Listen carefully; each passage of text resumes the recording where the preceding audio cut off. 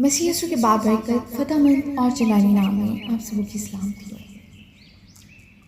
अजीज़ों, आज सुबह हम कलाम मुक़द्दस में से पढ़ेंगे दूसरों की ऐबजोई के बारे में।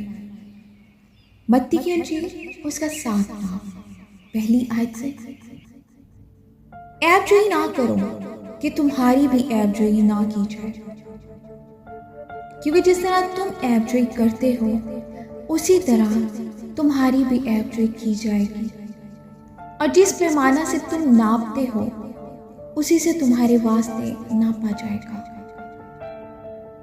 तो क्यों अपने भाई की आंख के तिनके को देखता है और अपनी आंख के शीतर पर गौर नहीं करता?